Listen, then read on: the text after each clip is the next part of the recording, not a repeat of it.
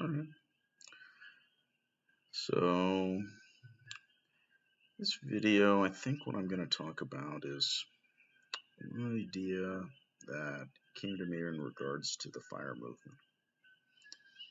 I had initially been exposed to fire, I feel like before it was even a thing, maybe 10 years ago, from that pioneering blog, Extreme Early Retirement. And I was very impressed with the sort of inverse relationship between the amount of savings and income you could have, and that you could dramatically reduce the amount of savings you needed by decreasing your spending. In fact, it was incredibly sensitive to the amount that you spent. And that was very provocative and inspiring, although it didn't really impact me. I was just, going to school and training. And over the years, noticed that fire became like a bigger and bigger thing. It was on, I don't know, CBS, and picked up in a bunch of other people. There was Mr. Money Mustache and Brave New Life. There were so many other blogs that picked up on this idea and were inspired by it. But they continued to be implicitly constrained by spending. And it seemed very hard to project one's spending for 30, 40, 50, 60 years based on, you know, what you were spending in your late 20s or mid 20s when people were making projections. And that sensitivity to it made, some of it very suspect. For myself, like I said, I was just in training and studying. I had other kind of personal rewards other than monetary for my, professional fulfillment.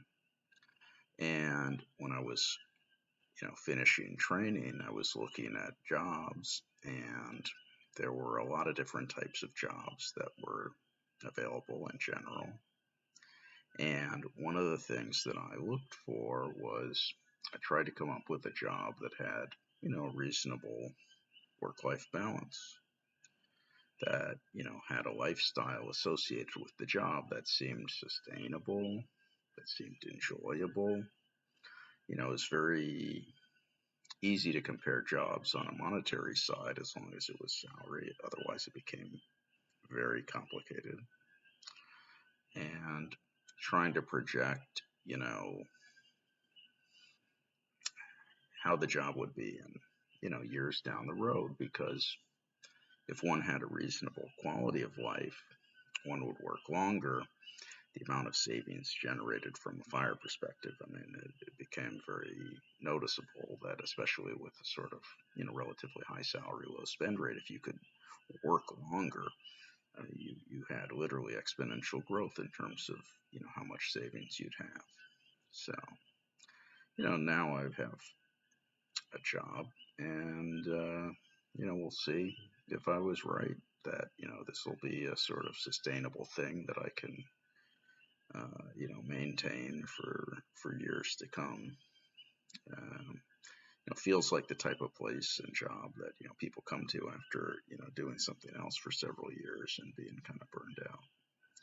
Which, in a way, I can't help but feel myself. I trained, it's strenuous, etc.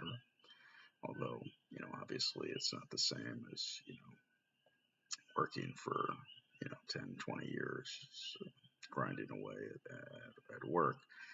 As a trainee, it was not the same. There was always, besides the educational benefit of always doing something new and exciting and learning, one knew that it was time limited, and at a certain time you'd be getting, a real job.